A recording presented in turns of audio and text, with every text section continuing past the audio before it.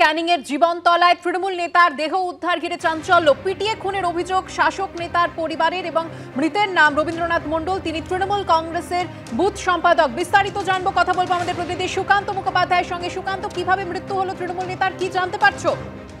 দেখো, পুলিশ সূত্রে যেটা জানা যাচ্ছে যে পিটিয়ে খুন করা হয়েছে এই তৃণমূল নাম রবীন্দ্রনাথ মণ্ডল। এই ব্যক্তি জীবনতলা 7 নম্বর পাড়ায় তৃণমূল সেখানে কিছু উদ্ধার করা হয় এবং রবীন্দ্রনাথ মণ্ডল 218 নম্বর বুথে তৃণমূল সম্পাদক ছিলেন।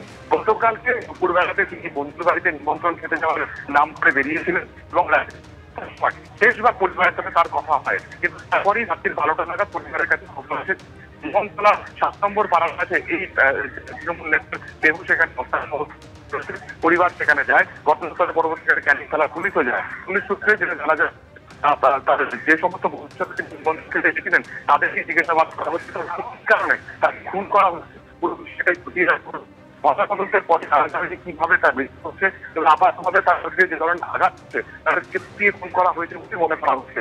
ইতিমধ্যে ঘটনাস্থলে এলাকার বিধায়ক, তার পাশাপাশি কিন্তু ক্যানিং এর এসপি রামকুমার মণ্ডল সেখানে পৌঁছেছে।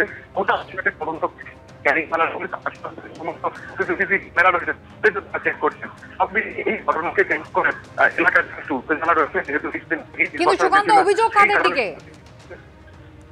দেখো, ইতিমধ্যে কিন্তু একটি পরিবার তরফে বন্ধুর অভিযোগ দেওয়া হয়েছে যে নিমন্ত্রণ গোটা ঘটনার নেপথ্যে ব্যক্তিগত নাকি ছিল, যেহেতু তিনি একটি বুথের দায়িত্বে তিনি ছিলেন, ফলত রাজনৈতিক কারণে নেপথ্যে রয়েছে, সব খতিয়ে দেখা হচ্ছে এবং ঘটনাস্থলে পৌঁছেছেন। পরিবারের সাথে তিনি কথা বলেছেন এবং পুলিশকে তিনি আবেদন করেছেন এই ঘটনা যারা তাদেরকে অ্যারেস্ট করতে হবে।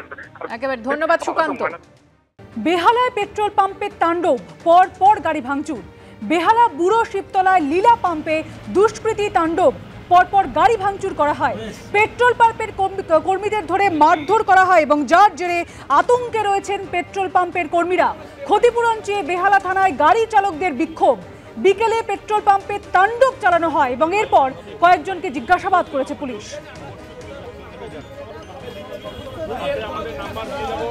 এটা 4:30 থেকে 5:30, 1 ঘন্টা তাণ্ডবটা চলেছে। দেখুন, আমরা ওখানে গ্যাসের জন্য প্রতিদিনই লাইন দিই। আমাদের সারা কলকাতায় গ্যাস যেহেতু এত অভাব, আমাদের অনেক কষ্ট করে গ্যাস ভরতে হয় গাড়িতে, কিন্তু তার আমাদের পেট চালাতে হবে, গাড়ির লোন দিতে হবে। আজকে আমরা সেরকম রোজের মতন লাইন দিয়েছিলাম। হঠাৎ 4-5 জন ধরুন অ্যান্টি সোশ্যাল বলুন, দুষ্কৃতী বলুন বা ওখানকার লোকাল লোক বলুন, তারা এসে আমাদের গাড়িগুলো ভাঙচুর করতে শুরু করে। বোতল ভেঙে সবাইকে ভয় দেখায়, পেটে ঢুকিয়ে দেবো, লাঠি নিয়ে আসে। এবং দেখুন, আমরা সবাই ভালো ফ্যামিলির লোকজন, আমরা তো এদের সঙ্গে মারপিট করে পারবো না, তাই আমরা যে যার মতন নিজেদের বাঁচানোর চেষ্টা করি। প্রায় 11 থেকে 12টা গাড়ি ভাঙচুর করেছে এবং বডি অনেকগুলো ড্যামেজ করেছে, মানুষের অনেকগুলো আজকে অনেক ক্ষতি হয়ে গেল। একটা জিনিস বলুন, সেটা হচ্ছে ওখানে তো আপনারা নিয়মিত গ্যাস নিতে যান ওই শিবতলা পেট্রোল পাম্পে, এই হুমকির মুখে কি আগেও আপনাদের পড়তে হচ্ছে গাড়ি লাগানো নিয়ে? আমরা তো মস্তানি করতে আসেনি, আমরা আমাদের রোজগারের জন্য, ব্যবসার জন্য ওখানে গেছি, যে ওই গ্যাসটুকু নিয়ে আমরা আমাদের রোজগার করব, আমাদের বাড়ির মা বউ বোনদের খাওয়ানোর জন্য। কিন্তু এরা দিনের পর দিন গালিগালাজ করছে, আজকে আমরা আর সহ্য করতে পারছি না, তাই আজকে আমরা সবার মিলে থানায় এসেছি। তার মধ্যে মাস পিটিশন, জয়েন্ট পিটিশন দেওয়া হয়েছে। আমাদের যে কটা গাড়ি ভেঙেছে সেই গাড়ির নাম্বার আমরা স্যারকে জানিয়েছি, আমরা ওসিকে জানিয়েছি এবং লালবাজারকে জানিয়েছি। তারা নেসেসারি স্টেপস নেবেন বলেছেন, আমরা তাদের উপরে ভরসা রেখেছি। আমরা দেখি যে তারা কি করেন। বেহালার পেট্রোল পাম্পে তাণ্ডব, পর পর গাড়ি ভাঙচুর করা হয়। বেহালার বুড়ো শিবতলার লীলা পাম্পে দুষ্কৃতী তাণ্ডব এবং পেট্রোল পাম্পের কর্মীদের মারধর করা হয় এবং যার ফলে আতঙ্কিত হয়ে রয়েছেন কর্মীরা। কি বলেছেন কর্মীরা শোনাবো আপনাদের।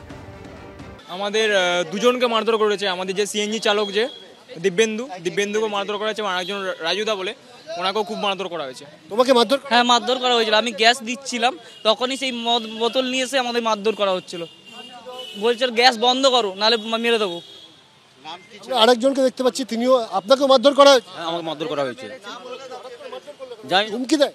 হ্যাঁ, না কোনো কিছু জানি না, হঠাৎ এসে আমাকে বোতল দিয়ে জামার তেল দিচ্ছিলাম, আমাকে ধরে মেরে নিচে ফেলে দিল।